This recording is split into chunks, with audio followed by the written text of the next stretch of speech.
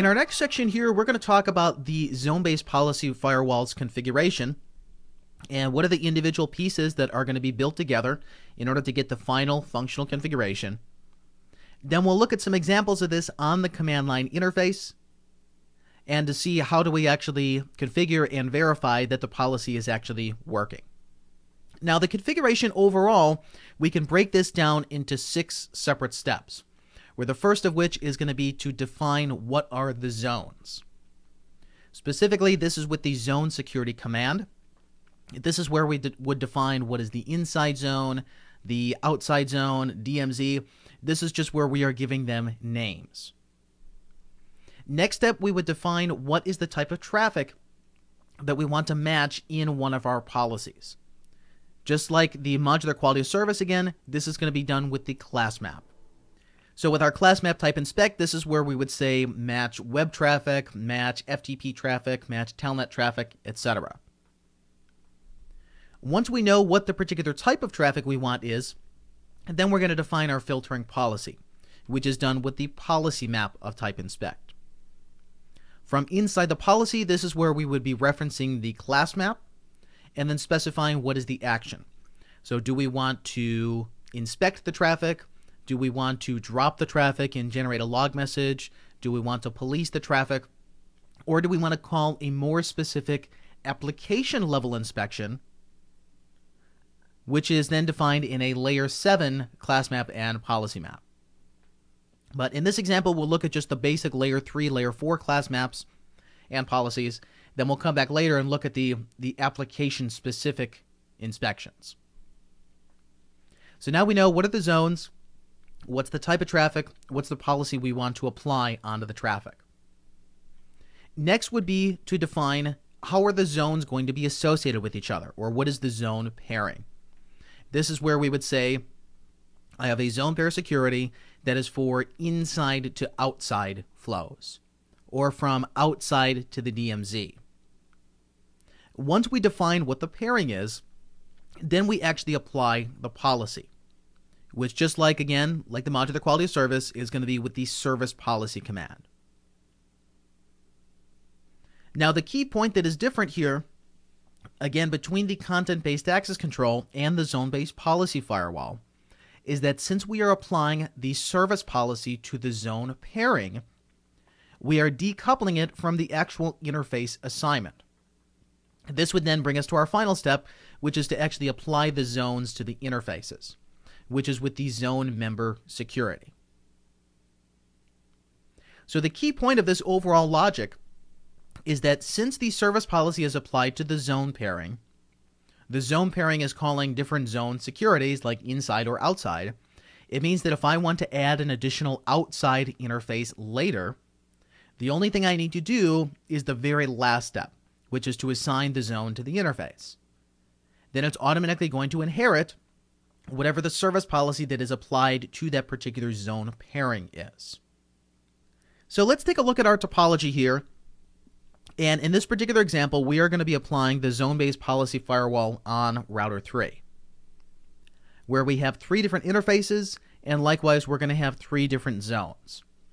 Where router 3's connection to router 4, this is going to be the inside zone. The connection on VLAN 192 to backbone 2, this is going to be the DMZ. And the frame relay link to router 2, this is going to be considered the outside zone. Now, the overall logic of the inspection is that we want to watch the traffic as it is moving from the inside to the outside network, then selectively choose what is going to return from the outside back in. Then likewise, as we're going from the inside to the DMZ, and the DMZ's traffic is returning, and from the outside to the DMZ and returning. So once we're done, we're going to have 3 separate zone pairings, which are going to be calling 3 separate policies. The first of which is going to be the in to out pairing. We will then have the in to DMZ pairing. And lastly, the out to DMZ pairing. Where on the DMZ, we're assuming this is where we would be hosting our public services, like our public web server, our public mail server, so that we want to make sure that devices on the trusted network on the inside and the untrusted network on the outside are able to reach them. Now, for any other pairing that we do not manually configure, which in this case would be DMZ to inside or from DMZ to outside, since we're not going to manually define these, it means that this traffic is automatically going to be dropped. Where again, for any inter-zone communication, so from one zone to a separate zone, the traffic is only going to be allowed if we have a manual policy defined, which is telling us exactly how we're going to process the traffic. So are we inspecting it? Are we passing it? Are we policing it? Etc. So next, let's look at the command line. And before we actually apply any of the inspections or any of the zone-based policy firewall configuration, let's make sure that without any of the firewall filtering, we have basic reachability throughout the network. So if we were to look at router 3, and let's look at the show IP interface brief, I just want to make sure that there's nothing wrong with the basic connected segments, where I should be able to reach on the inside network, router 4, which is 172.16.34.4. On the outside network, I have the connection to router 2, which is 200.0.23.2. Then on the VLAN 192 segment, I have the connection to the DMZ, which is going to be 192.10.9.254. Additionally, if we look at the routing table, we have routes that are being learned from the outside network, which is running OSPF. I have routes that are being learned from the inside network, which is EIGRP, and then separate routes that are being learned from the DMZ, which likewise is OSPF. Now, if we were to go to router 4, who is on the inside, and look at the routing table here, I should be able to reach any of those devices that are on the outside or on the DMZ. So, for example, if I were to telnet to router 2's address, we can see that we do have connectivity. Likewise, if I were to telnet to the BB2 router who's on the DMZ, we can see there's no problem with the traffic flows. Likewise, if I were to ping router 2,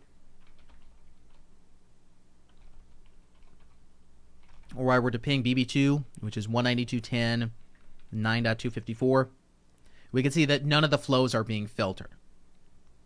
Likewise, if I were to go to the outside, if I were to go to router 2 and ping 172.16.34.4, which is router 4's address, or if I were to telnet to this,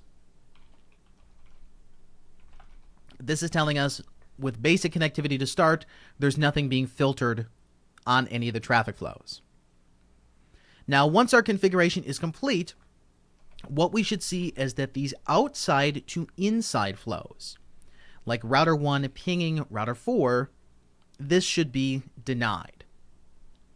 Now, likewise, if I were to go to BB2, from BB2, if I were to ping router 4, 172.16.34.4, or if I were to ping router 2, 200.0.0.2, I can see that both of these flows are allowed. So once our filtering is complete, the DMZ traffic to the inside, which would be this flow, or the DMZ traffic to the outside, this is going to be denied, and thus we have a manual zone pairing between the zones that is saying these individual flows are allowed, or they are inspected. So now on router 3, again, our first step of the 6-step process is going to be to define the zones. So in global config, we'll have the zone security and define the names. I'll say these are inside, outside, and DMZ. Where under this zone security subconfiguration mode, pretty much the only thing that you would do here is just specify a description. So I'll say description public web servers is the DMZ. Next step is that we're going to define what are the different traffic flows that we would want to inspect. Now, there's a couple different ways that you could piece this logic together. We could have a single class map that is matching multiple flows, or we could have individual class maps that are calling individual flows. Really, it simply depends on how modular do we want to keep the configuration. So in this case, I'm going to start with doing just a single class map that is matching the overall flows that I want. And if we want to later, we can come back and change this depending on the class map definitions and the policy map definitions. Now, the key point here, though, is going to be that if we want to keep our configuration manageable afterwards, we want to make sure that the names of the class maps, of the policy maps, of the access lists, of the zones, we want them to be as descriptive as possible, so that just by looking at the running config or the show service policy for the zone pair, we can pretty much tell exactly what we're trying to do. And now the way that I'm going to do this is by naming the class maps, which are of type inspect. I'll say that this is going to be the inside to outside class. Now from in here, we're going to call what are the type of traffic flows that we want to allow from the inside to the outside. And again, generally there's going to be two different matches that you would do here.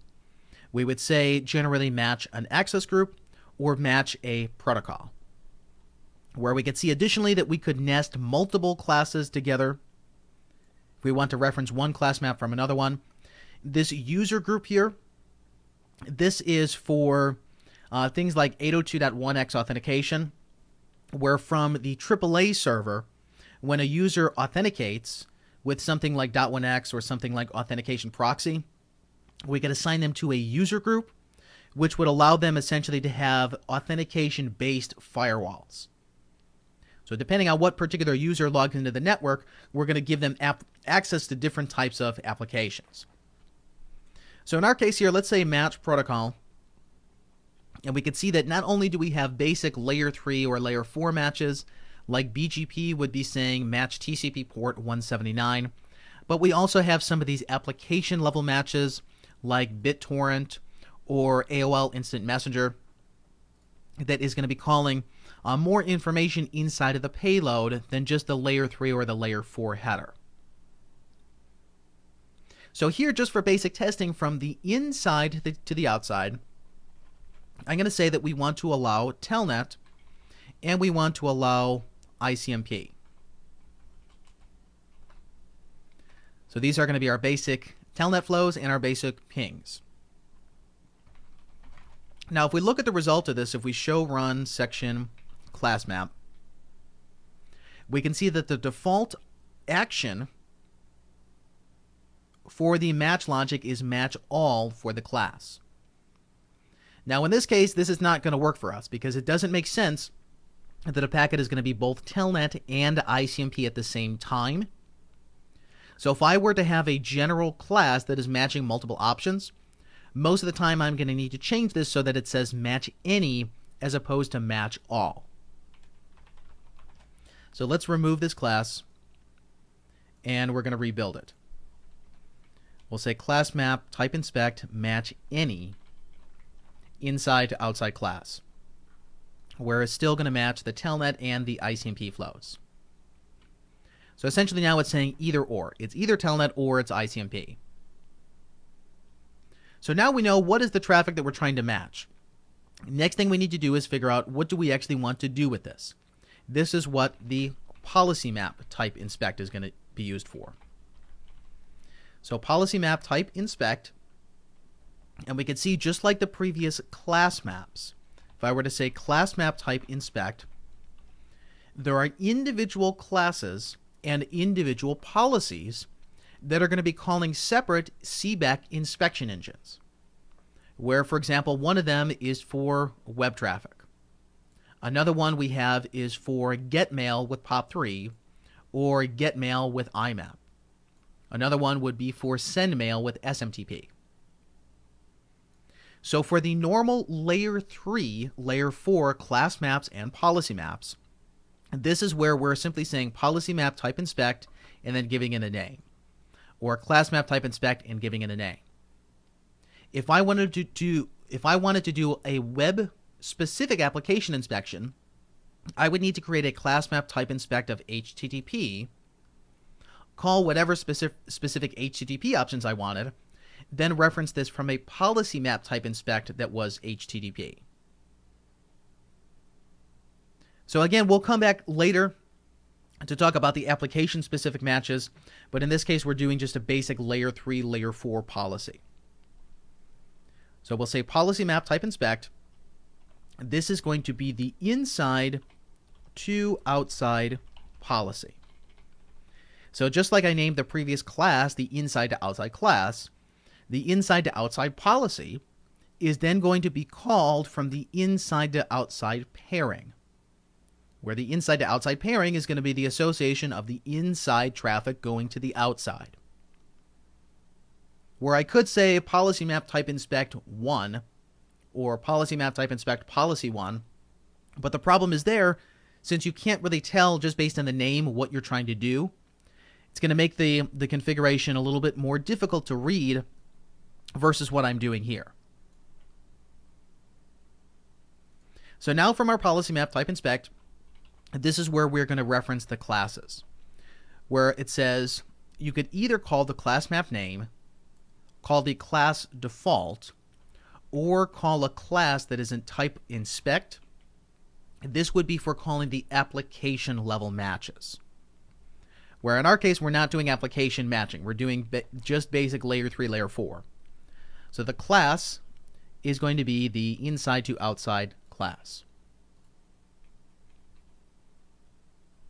Now if these matches are true, which again are either the telnet or the ICMP flows, what do I want to do with it? Do I want to inspect the traffic, which would allow it to go from the inside to the outside and then return? Do I want to simply deny the packets with a drop? Do I want to manually allow them through without inspecting them? Do I want to police the traffic, so limit it to a specific rate? Or call another service policy, which would then be for our layer 7 policy maps? So for here, I want to allow this traffic, so I'm going to inspect it. Now, if we look at the result of this, let's just look at the show run. We have the zone definitions, so inside, outside, and DMZ. We have the traffic that is going to be matched from the inside to the outside. And we have the policy that is going to be applied from the inside to the outside. Inside-outside policy says that if this traffic class is true, then I'm going to inspect those flows. Next thing we would need to do is create the association or the pairing from the inside to the outside. This is going to be with the zone pair security and then the pairing's name. Okay, just like the other configurations, I want to make this as descriptive as possible. So I'll say this is the inside to outside pairing. The source of traffic is going to be from the inside zone. The destination of the traffic is going to be the outside zone. So if traffic is moving from inside to outside, I want to then call the service policy, which is the service policy type inspect that I previously created, which was called our inside to outside policy.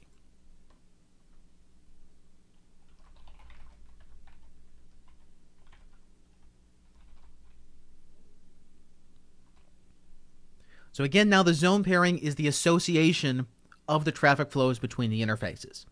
If anything comes from an interface that is assigned to the inside zone and it goes to the outside zone, then we're going to call the policy inside to outside policy. Then our final step would be to actually apply these to the interfaces, where again, in our particular case, the inside zone is going to be applied on router 3's fast Ethernet 0/1. This is the inside zone. The outside zone is going to be on this serial subinterface for frame relay. That's the outside.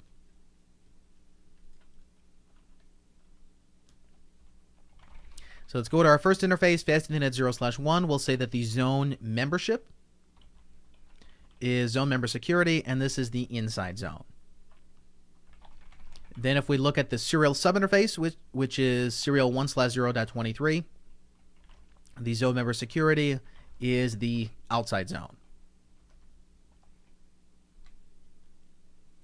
Now, once these are applied, and we go to test the actual traffic flows, we need to look at the equivalent of what would be the show IP inspect sessions.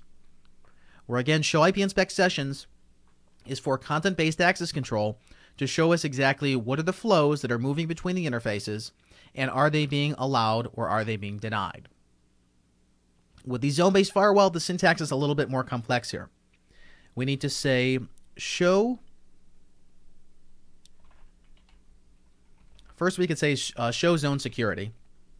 This would just show what are the defined zones, where we have the user-defined zones plus the self zone, which again is for the locally originated or locally destined traffic.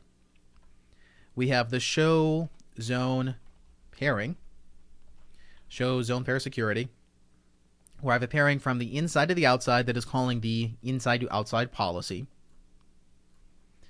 Then the show policy map type inspect zone pair,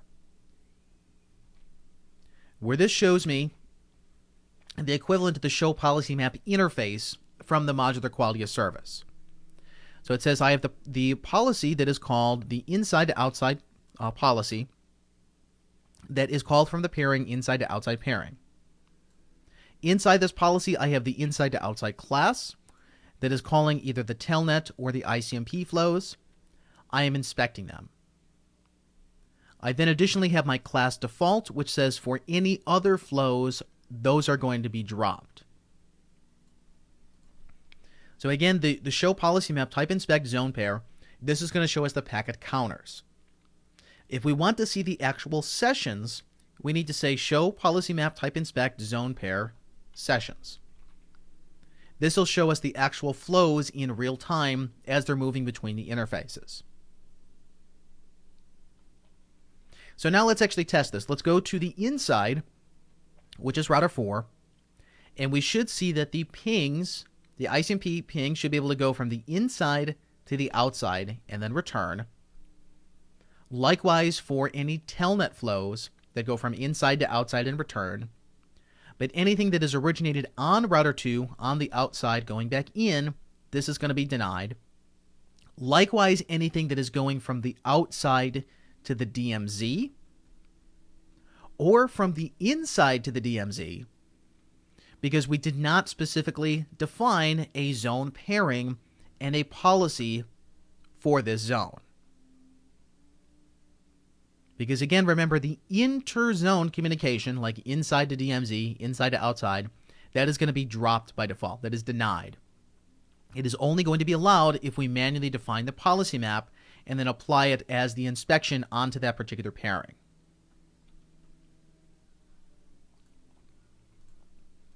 So again, from router 4 on the inside, if we were to do the ping to router 2, this should be allowed. If we were to ping to the DMZ, though, this is going to be denied because I don't have a specific inside to DMZ pairing. Now, if I continue to send these pings from the inside to the outside, then go to router 3 and look at the show policy map type inspect zone pair sessions, we'll see specifically from the inside to the outside, I have an inspection that is from router 4 going to router 2. It's an echo request, which means that the router is assuming that an echo reply is going to come back in. Now, likewise, if we were to try to telnet to router 2, to 200.0.0.2, this should be allowed.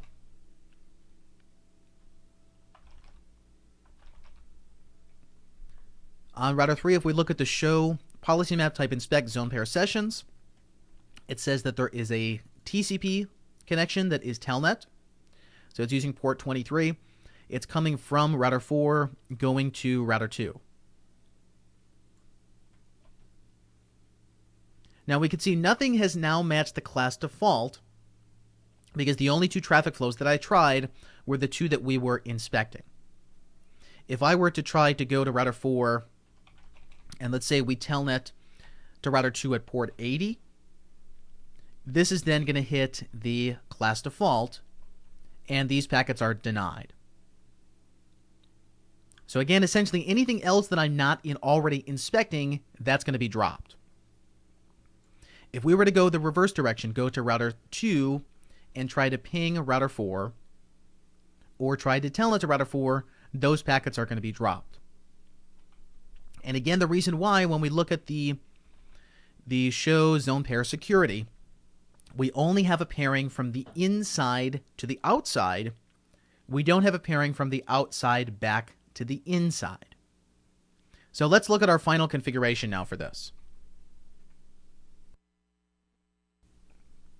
So again, we have our three different zone definitions, inside, outside, and DMZ. We have a class map that is saying match telnet and ICMP. That is the inside to outside class. Inside to outside class is referenced from the inside to outside policy that says these flows will be inspected. Everything else is going to be dropped.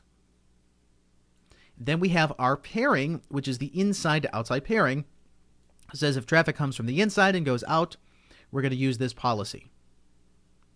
Then lastly, on the LAN interface, fast Ethernet 0/1, this is on the inside zone. And the WAN interface, the frame relay, is on the outside zone. Which again, the final result of this is that from the inside, we can telnet to the outside. We can ping to the outside.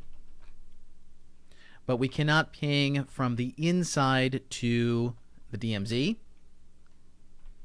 From the DMZ, we cannot send traffic to the inside.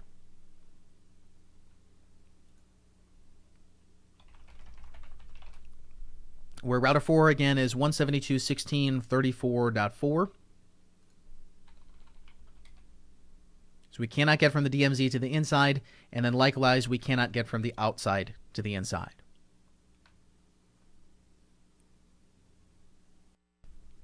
So now let's say we want to add a little bit more detail to this policy, where again we have the three different zones. We have the inside, we have the outside, and we have the DMZ. What I now want to allow is what we were previously matching, which is the pings and the telnet. So ICMP and telnet. This is going to go from the inside to the outside. Then from the inside to the DMZ, and from the outside to the DMZ, I want people to be able to telnet, but specifically just to BB2's address, which is 192.10.9.254. Traffic is not going to be allowed from the DMZ out, from the DMZ in. Then finally, we're going to look at filtering traffic that is going to or coming from router 3 itself. Where on the outside interface, router 3 is running OSPF, as is on the DMZ. On the inside interface, we are running EAGRP. Where without a pairing that is going from the self zone to outside or self to inside, or vice versa, from inside to self, outside to self, these traffic flows are all going to be allowed. So if I were to go to router 4 and ping the firewall itself, 172.16.34.3, we can see this flow is allowed. But likewise, if I were to go from the outside, on the outside, if I ping 200.0.23.3, or to telnet to that, we can see the outside traffic to the router itself. This is being allowed. The same would be true if we came in from the DMZ. If we ping router 3 itself, or telnet to router 3 itself, we'd see that these flows are allowed. Where typically in a real design, this is not what you would want. You don't want people sending packets to the firewall itself unless maybe it's for SSH management or it's for management from the web interface. But the key here is that with the self-zone, those traffic flows are automatically allowed. So next, let's create our next pairing, which is going to be from the inside to the DMZ and from the outside to the DMZ. Now, there's two different ways that we could apply this logic here. If on the DMZ, I know my particular services, maybe I have a web server, I have a mail server, and I want to allow traffic from the inside to the web server and from the outside to the web server, and likewise from the inside and the outside to the mail server, I basically have two different options. I could create a single policy that says this is just to the DMZ, then apply this to the pairing that is from in to DMZ, and apply it from the out to DMZ. So essentially the same policy is applied to two different pairings. The only disadvantage of this is that if I want to separate the flows that are going from the inside to the DMZ or from the outside to the DMZ, I would have no way to do that. Now I could create a separate policy that says in to the DMZ policy, then into DMZ policy is applied from in to DMZ pairing. Then likewise I could have the out to the DMZ policy, which is then called from the out to the DMZ pairing. So you could technically do the configuration either way. It just depends on how modular you want to keep the policy. The more modular solution would be to do it on the right-hand portion where we have two separate policies calling from two different pairings. But if we want to make the configuration just a little bit more straightforward, we could have a single policy that just says it's to the DMZ, and then it's called from these two separate pairings, into the DMZ and out to the DMZ. So in our case here, I'm going to do it with a single policy. That single policy says that I'm going to allow telnet, but specifically just to the 192.10.9.254 address. Where right now, if we were to go to router 3, let's look at the show IP route. And I want to look at routes that are coming in that outside interface. So let's say show IP route include fast Ethernet 0/0, where I have two different addresses. If I telnet to this 51 address, this is a loopback interface that BB2 is advertising. Likewise, if I telnet to the 192.10.9.254 address, this is the actual interface address of BB2. So once the policy is complete, from the inside or the outside to the DMZ, this telnet session should be allowed, but this one is going to be denied. Because we're going to match multiple criteria. Not only is it the telnet protocol, but it's also going to that particular address. Now, the way that we're going to do this is simply by classifying the traffic with an access list and calling the protocol from inside of the class map. So I'll now have an access list, IP access list extended, that is the to the DMZ ACL, where to DMZ ACL says permit IP any host 192.10.9.254. So it's traffic going to that particular address. Next, I'm going to have a class map that is type inspect that is to the DMZ class. Now remember, the class by default is a match all class. So if I were to say match access group to the DMZ ACL, and also match access group name to DMZ ACL, but then also match protocol telnet, it means that it has to be traffic to this address, but it also has to be telnet at the same time. So it's a logical AND match. Both matches must be true in order for the class to be true. Okay, so now we have the particular traffic classified.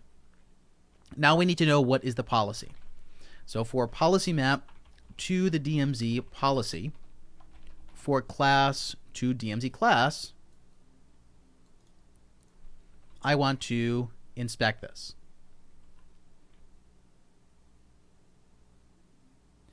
It says class 2 DMZ class of type inspect is not allowed in policy map 2 DMZ policy of type default. Now what this error message means is that this policy map I created, this is a QoS policy map. And the reason why, what I should have said instead of policy map 2 DMZ policy, I need to say policy map is type inspect. So it has to be specifically for the zone-based policy firewall. Okay, so next we're going to call the class that's to the DMZ class, and we're going to inspect this traffic. Again, we could drop the traffic, we could pass it, which is the manual exception, police it, or call the deep packet inspection, which is going to be for the layer 7 policies. So now I know what is the traffic, what is the policy. Next thing I need to do is configure my pairing. So I have the zone pair security. This is the inside to DMZ pairing. Where I'm watching traffic as it comes in from the inside zone, the destination is the DMZ zone.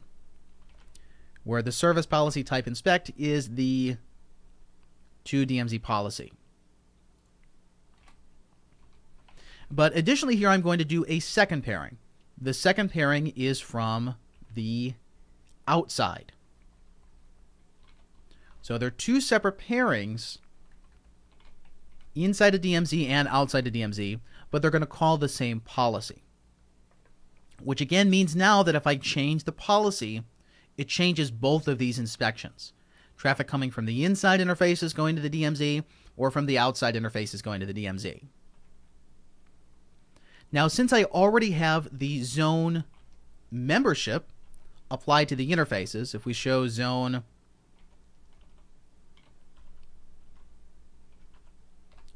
pair security and show zone security, since the DMZ is actually DMZ is not applied yet. DMZ needs to be on fast Ethernet 00. So zone member security is DMZ. Now, a quick point about this. Notice that for this link, I did not previously apply the zone, where I did apply them to the fast Ethernet 0/1 and the serial link. When you have one interface that is in a zone and another interface that is not in a zone, traffic will be denied between them.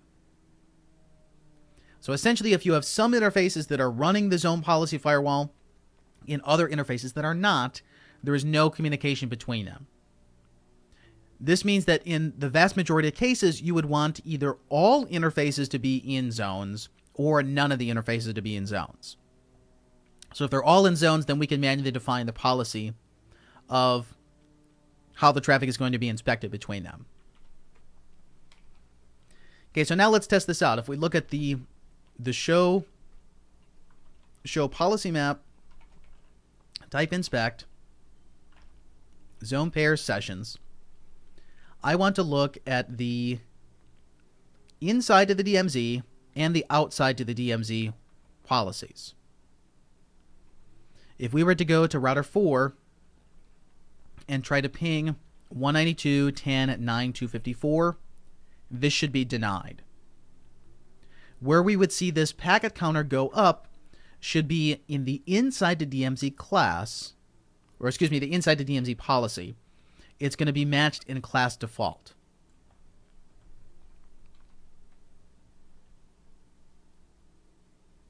Where here we have class default. Inside the DMZ, we can see these packets are being dropped. Now, to make this a little bit clearer exactly what's going on, I'm going to make one change here to the policy map. Where the policy map is to the DMZ policy, I'm going to say that for the default traffic, I not only want to drop the traffic, but also generate a log message. So now if I were to go to router 4 and ping BB2, router 3 says I'm dropping the ICMP session on the inside to DMZ pairing because the class default says to drop the traffic. Likewise, if I were to go to router 2, who's on the outside, and from the outside, then I'm going to, let's say, telnet to 51, 51, 51, 51. Router 3 should generate a log here that says these packets are going to be denied from the outside to the DMZ. So this is correct because the class default, which is matching these uncategorized flows, that has the drop action automatically. However, if I were to go to router 2 and change this destination to 192.10.9.254, we see this flow is now allowed.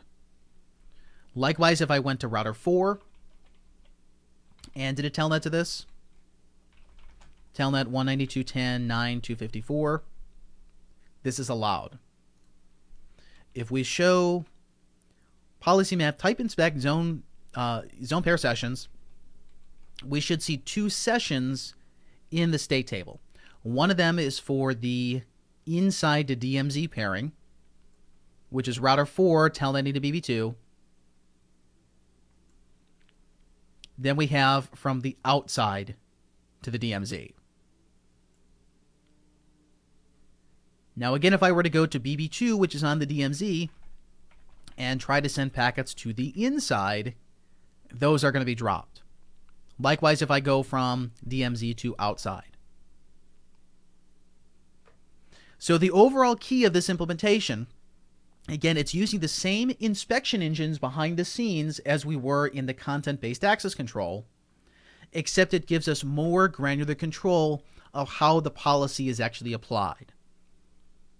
Because not only do we get to specify what are the individual classes of traffic, what are we going to do with them? Are we going to inspect them? Are we going to drop them, police them, just manually pass them?